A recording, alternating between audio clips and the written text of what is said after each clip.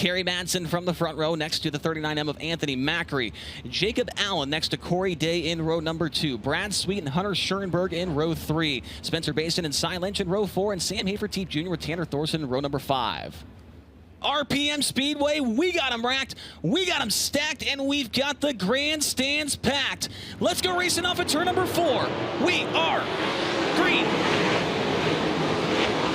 Kerry Madsen jumps out with the early race lead. He runs the bottom of the racetrack. Anthony Macri straight to the high side of the speedway on both ends of the racetrack on lap number 1. Leading lap 1 will be Kerry Madsen by just a thin margin over the concrete pit as they work down the front straightaway. Madsen slips up the racetrack, hit a rut down there and washed up the speedway. Macri not able to take advantage. Here comes Jacob Allen. Jacob Allen trying to run the inside of the racetrack to get by the 39M of Macri. Those two battled for the win last night at the Texas Motor Speedway dirt track.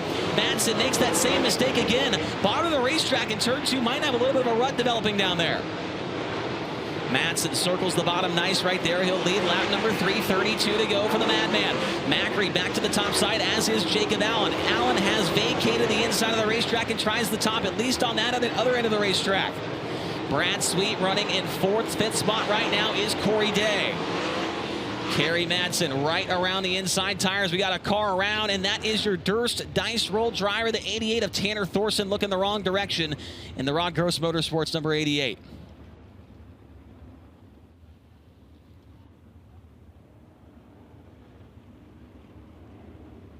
Double file restart upcoming, just making sure that everybody is in their proper position there under that caution flag before we turn them loose once again.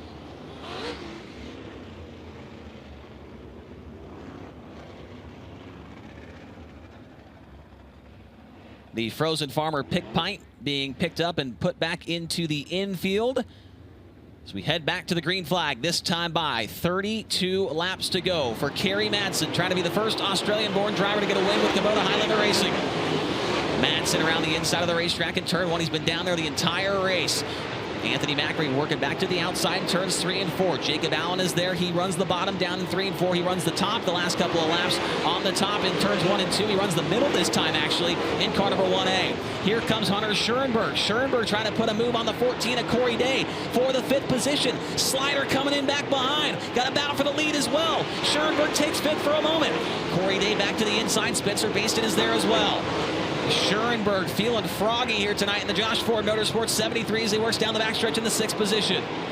Up front, still Macri hounding the back bumper of the number 25 of Kerry Madsen. Madsen just his 4th start behind the wheel of that Deuce 5 Motorsports number 25 car, trying to pull off a huge win here tonight. Macri nearly got to the right rear right there, but Madsen shut the door. Madsen may have hit a tractor tire right there, saw the left front pump up in the air, and we got one stopped off of 4 cautions, going to come out for the 9 of Casey Kahne. Casey Kahne running 23rd at the time of the incident, came out of the B main earlier on this evening. He spins, comes to a stop in turn number 4 to draw the caution with what will be 28 laps to go when we go back to the green flag. Take a look at the Frozen Farmer Pick Pint or Choose Cone. And yes, there are a couple of different flavors on those cans right there. I'm not sure. I think one's strawberry maybe. I'm not sure what the other flavors are. But that's a pretty cool sponsorship there for Frozen Farmer. Tony, I'm sure you know the flavors. Chase, as the field rolls by here, I actually couldn't hear what you were saying there at the very end, but I just want to bring attention. Jacob Allen, our highest running high roller, jumped from 9th to 6th in the championship standings after last night. Do not count Jacob Allen out, not yet. Let's see what the 1A can do as we head back to the green flag. We're back underway at RPM Speedway. Corey Day with a good start right there. He's going to look underneath at Jacob Allen. They're going to try and go 3 wide for the 2nd spot as Macri's got the position down the back straightaway. Jacob Allen sticking right there off the left rear of Macri. Look at who is that coming around the outside. Hunter Schuerenberg coming to life here in the midway portion of this one. Schuerenberg nearly got around the outside of Brad Sweet off of turn number 4. Now he's challenged by James McFadden. Battle for the lead. Anthony Macri off of turn number 4, coming after your leader once again. That's about as close as he can get down the straightaways as Madsen does not let him have that lane on the outside. Oh, upside down, big time back straightaway. It's Schuerenberg, I believe. Hunter Schuerenberg upside down in a big way, midpoint of the back straightaway. Schuerenberg in that Josh Ford Motorsports entry.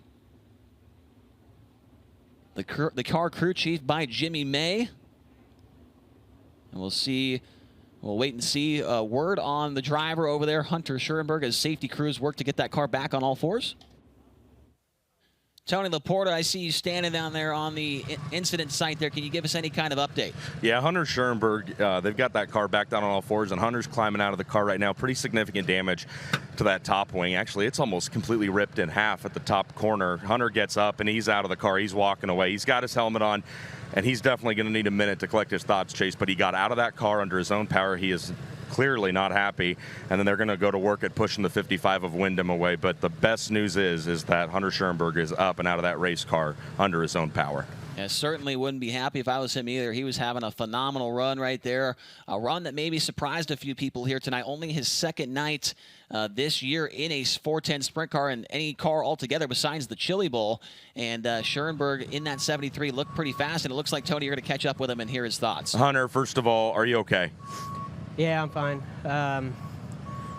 Really, honestly, just a mistake on my part. Just got tight down there in the hole and just stood back in the gas too quick and picked up the front end, and I think I just kind of wheelied left into whoever was next to me. Just sucks. You know, Inland Rigging, March and Cattle Company, Eddie Gilstrap Motors, Jimmy May, everybody on this 73 car, super good effort tonight. I just made a mistake. You guys had that thing rolling. It's a terrible way to end it, but the car looked phenomenal all night long. Yeah, I mean, it's kind of a spin-off of how most of my year went last year, but as long as you don't quit, keep coming back, it'll turn around. Hunter Schuerenberg, Chase, he is okay, and that's the most important thing. Certainly is, and we were expected to see Hunter Schuerenberg. He was telling me yesterday that they planned on running the Red Dirt Raceway here 2 nights from now on Tuesday for the first race of the Midweek Money Series, and hopefully this crash here does not defect them from coming to that race. As we take a look at a replay here on Flow Racing, Schuerenberg gets tight right there in the center of 1 and 2, wheelies and left rear contact to what looked to be maybe the, I couldn't tell it was happening so fast, left rear to maybe the right rear of James McFadden there in car number 83. So definitely got some airtime there for Hunter Schuerenberg as he gets hooked up to the tow vehicle on the back straightaway, and they will pull off that Josh Ford Motorsports number 73. So drivers will choose this time by which lane they want to go with, and no surprise from your top two. Madsen goes down low and Macri goes up high.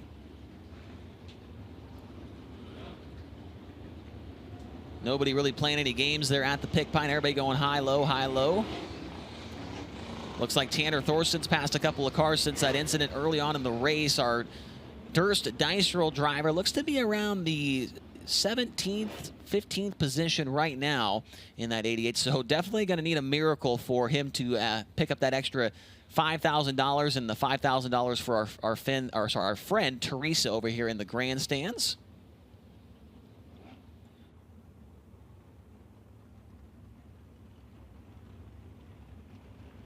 Field runs behind the HendrickCars.com pace truck, and we are very close to getting back underway.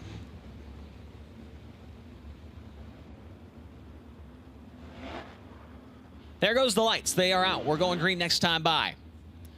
For the remaining 25 laps of this Kubota High Limit Racing feature event here in Crandall, Texas. Back underway. Madsen with an incredible jump there off of turn number 4, leaves Macri in the dust. Brad Sweet makes it 3 wide with Jacob Allen and Anthony Macri for that second spot for a moment. Now Allen trying to challenge the 39M of Macri for P2 as they work off of turn number 4. Give that second spot to Jacob Allen across the line. Jacob Allen, 4th last night, led some laps at the dirt track at Texas Motor Speedway, and he is feeling good here once again in that Pell's Tire Service 1A car as he works off of turn number 4, trying to clear the 39M of Anthony Macri. Allen now goes to the middle part of the racetrack. Looks like it's a little bit slick right there, but he gets a good run down the back straightaway. And it looks like they are both closing in on your race leader, Kerry Madsen. Madsen misses the bottom off of turn number 4, and now it's a 3-car battle for the race lead up front. Macri letting it all hang out on the top side of the racetrack, but we got 3 cars stopped in turn number 4. The yellow flag, actually make it 4 cars now. This yellow flag comes out. We've got Tanner Holmes, Chris Windom, Casey Kahne, and Corey Eliason. I'm not sure if he was in that incident and coasted over here to the front stretch or if he was involved in a different accident, but he is stopped, and it looks like he might be in the wall from this angle right here. Can't really tell. See if they just get in behind him and push him. And looks like, yeah, they're going to be able to, okay. Looks like the right front. Great shot there on the POV camera from our guys at Flow Racing. It looked like Corey was telling him, it looked like he was telling him to push, but definitely not going to be able to do that with the right front folded up right there. Going to need the tow truck, which is en route now, to pick up the front end of the Ridge & Sun Racing number 8 car. Last night, Corey Eliason 10th in the feature at the dirt track at Texas Motor Speedway. Tony Laporta, I don't know what Tyler Courtney did there on that restart, but he's able to pick up a couple of spots. It looks like he's up to around the 8th spot. I think he restarted 11th or 12th there. So, it looks like he's got some damage. Tyler Courtney, your points leader's got some damage on the left side wing panel there, Tony. Coming in as the championship point leader, 2 wins to his credit already here in 2024. The Indianapolis, Indiana driver in that NOS Energy Drink Lawson Marshall Racing, number 7 BC. Chase, he knows he's got to get to work when he has the opportunity in front of him. Rico Abreu made up a lot of spots on restarts last night. We were talking about that back in the pit area. So it's definitely possible on a short, racy quarter mile like the one here at RPM. I don't have as good of a view as you do on whatever damage there may be on that 7 BC, but hopefully it's not too bad, and we might see him do a little bit more passing here. Yeah, he's certainly got some damage to the top of that NOS Energy Drink number 7 BC. The left side wing pan, you can see it from this angle right here. I'm not really sure what. It looks like almost somebody took a rock and hit the top of the wing. I don't know how that could have happened on the racetrack, but that should not affect him too much, but just thought that was quite interesting to see that there as work continues. Good shot from our drone here on Flow Racing to see what the repairs are looking like for Corey Eliason. I didn't have the best view, and you never want to speculate, as here comes the RSR number 8 at Corey Eliason from the work area back onto the track. But Chris and Clinton Boyles did both confirm with me that there was, in fact, frame damage to the chassis of that number 55. That's why they struggled so hard at getting that front end out. So a bunch of that work last night involved just getting the backup cars out of the upper deck of that Vermeer Motorsports hauler, putting the pieces together, and getting the backup car now ready to be the primary, the car that you see Chris on track in right now. Thank you very much for that information there, Tony. As looks like, as you mentioned, Corey Eliason back onto the racetrack in car number 8. He'll rejoin at the tail. We've got 13 laps complete here in this 35-lap feature. Coming back to the green, there was a caution on after a double file restart on the very next lap, so we're going single file restarts here for this one as we head back to the green flag. Madsen on it early and gets away a little bit from Anthony Macri. Kerry Madsen right back around the bottom. Macri this time. That might have been the first time that Macri actually ran the bottom of the racetrack here in this race. Now he goes right back to the top in 3 and 4. Zeb Wise coming into the picture as he looks underneath of Corey Day. That's the race for the 5th position down the front straightaway. Give it to Zeb. Zeb Wise now into the top 5. Brad Sweet trying to get by Jacob Allen for 3rd. Sweet with a wheelie down the back straightaway. Was looking at the sky down the back stretch at RPM Speedway. Now Sweet takes the 49 car to the outside of the racetrack. Had a run on Jacob Allen. Now Jacob Allen must have hurt him because he goes to the top of the racetrack in 1 and 2. Macri has vacated the top of the speedway. A guy like him, if he leaves the top, you must think that it's losing speed, but Brad Sweet doesn't care. He is letting it all hang out off of turn number 4. Madsen looking strong at the front of the field, not making any mistakes and pulling away from the 2nd place car of Anthony Macri. Here's the race for the 5th spot down the front straightaway. Corey Day gets back by Zeb Wise and back into the top 5 as the 14 car. Corey Day back to 5th, and he's got that 14 machine rolling on the outside of the racetrack as we've got a yellow, and it's Kasey Kahne in turn number 4 looking the wrong direction. Chase, I don't know if you guys had a camera on it or not, or if you saw it yourself from up in the booth, but Tyler Courtney and Spencer Bayston just had a drag race out of turn 4 coming across the start-finish line just right here before Kahne goes around bringing out that yellow. Those 2 cars, the 5 and the 7 BC, actually banged wheels coming down the front straightaway, side-by-side racing for position here. Don't let anybody tell you these guys aren't fighting for every single inch of racetrack out there right now. Absolutely, yeah. Obviously, it's tough to see everything on the racetrack, and Tony, I've been down there plenty in the infield. You see a lot of crazy stuff when you're down in the infield of these dirt tracks. Looks like Kasey Kahne is heading off the racetrack in car number 9.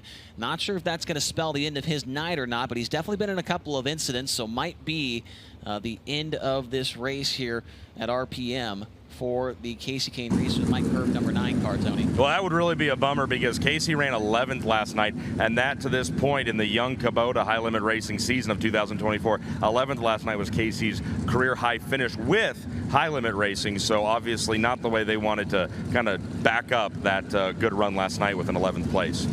And certainly not, as it looks like we are going to go green the next time by. 18 laps remaining here in this feature event. As Madsen has led since the drop of the green, he rolled the 00. He did the spin and win in the dash. We'll see if he can do the spin and the win here in this feature.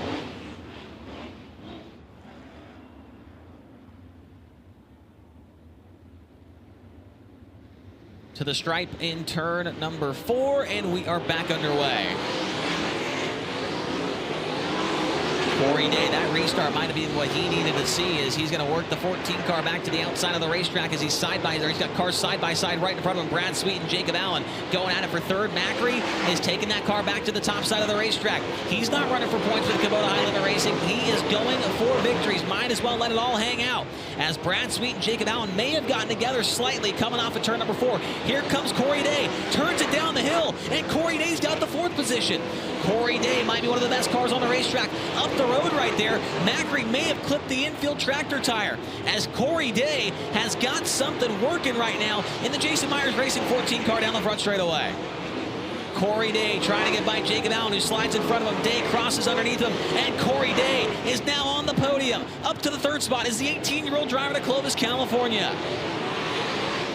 Corey Day absolutely on the hammer. Now Anthony Macri goes to the top. Corey Day runs the middle. Day might be one of the best cars on the racetrack right now. Madsen with about a half straightaway lead over the 2nd place car of Anthony Macri. These drivers have not gotten in traffic yet due to all the cautions, but they might get to them right now as they are catching the back of the field. Corey Eliason, Chris Windom, and Cody Gardner are all right in the line that Kerry Madsen is in right now. Madsen trying to stretch that lead out as much as he can before he gets to the traffic. As Day is working around Anthony Macri, he's definitely faster. Then the 39M looks to the inside in turn number 1. Corey Day runs the bottom. He runs the top. He runs all over the racetrack. He's up to 2nd. Corey Day looking for win number 1 in 2024 with Kubota High Limit Racing.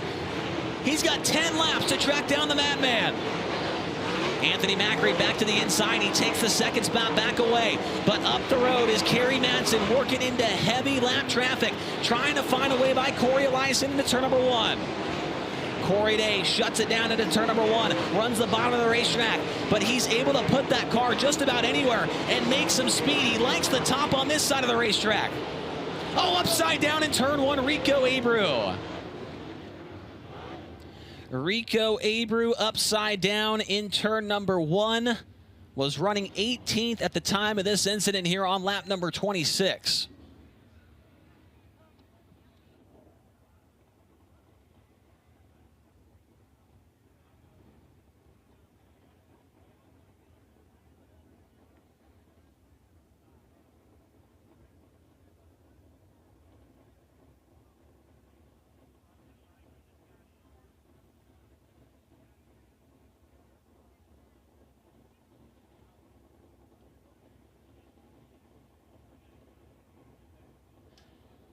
Getting the Whiskey Myers 24 of Rico Abreu flipped back on all 4 wheels right now. And Rico is out of the car in turn number 1. Rico Abreu is okay, ladies and gentlemen. Please give him a hand as he gets upside down here on lap number 26. And we've got a replay for those of you watching at home here on Flow Racing. We'll see what exactly happened here to Rico Abreu. He was just up the road from your race leaders, and right there from that angle, it looks like he was by himself. I didn't see anybody really close to him, and does a little cartwheel action there and comes to rest on the side of the car. Tony Laporta, are you down on the scene? Can you give us an update down there? Yeah, guys, Rico is up and out of the car. He's walking around. He's got his helmet off, and he's talking to first responders. That's what's important.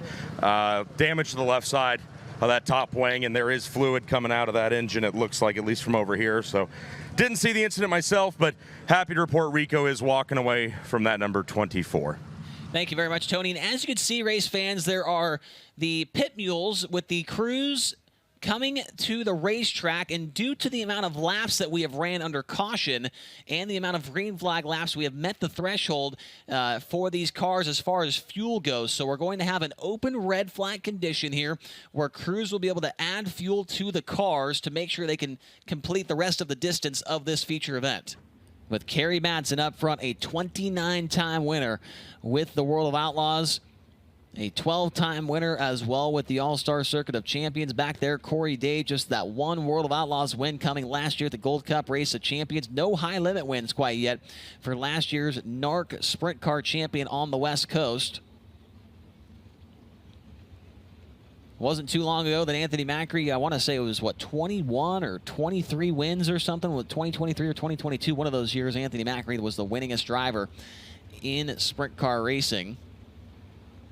And then you got Jacob Allen back there, who's had a great season so far with Kubota High Limit Racing. Started off a little tough at East Bay, but ever since then, he's gotten things back on track, running in fourth. And you got Brad Sweet in fifth as we are heading back to the green flag for the final laps here at RPM. Kerry Madsen around the inside of the racetrack in 1 and 2. Corey Day sends it up to the top of the racetrack in 1 and 2. Now they come back into turns 3 and 4. Coming around this time by 7 laps to go. Corey Day is getting it strung up there. He is getting everything going. He's getting the momentum going, and he's catching up to Kerry Madsen, it looks like, a little bit. Into turns 3 and 4. Corey Day in absolute send mode right now. Now 2 car lengths is the distance between himself and the Madman. And Kerry Madsen hits the tractor tire in turn 1. Corey Day bounces off the wall in the back straightaway and takes the race lead away. Kerry Madsen clipped the tractor tire, and that'll cost him here tonight at RPM Speedway. And you might see the 14 of Corey Day ride off into the Texas sunset here tonight at RPM Speedway. Third spot's a battle now between Jacob Allen, who's got the brake rotor glowing on that 1A car. He looks underneath the 39M of Anthony Macri. He's got third across the line. Jacob Allen going to have a hot butt after this one. The brake rotor absolutely glowing orange right underneath of his seat in that Shark Racing number 1A car. Corey Day still showing the way. A little bit of mistake right there off of turn number 2. But Kerry Madsen not able to track him down. And the good news for Corey Day, he's running the top. Meanwhile, almost all of the lap cars up ahead of him are on the bottom. Back straightaway, coming around this time by to the white flag. Corey Day wheels up on the cushion. I don't think he's lifting around this racetrack right now. Coming around to the checker this time by, looking for win number 1 with Kubota High Limit Racing in 2024. And it's going to happen. The 18-year-old goes to victory lane at RPM Speedway. Kerry Madsen, Jacob Allen, Anthony Macri, and Brad Sweet, the top 5.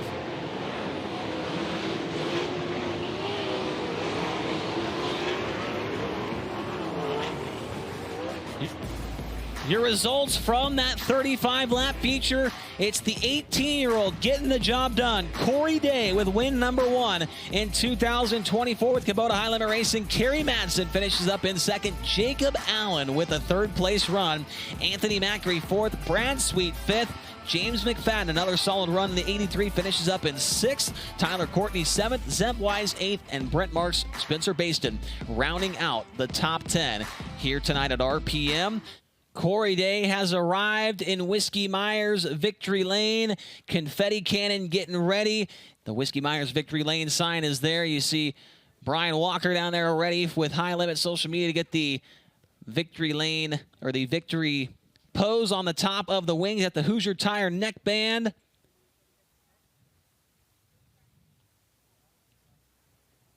He'll get the Kubota High Limit Racing winner's hat. Hunter Brady coming in there. Stefan Sadur. There is Shane Bowers, the crew chief, on the car. And here he is, race fans. Corey Day, your winner tonight at RPM Speedway.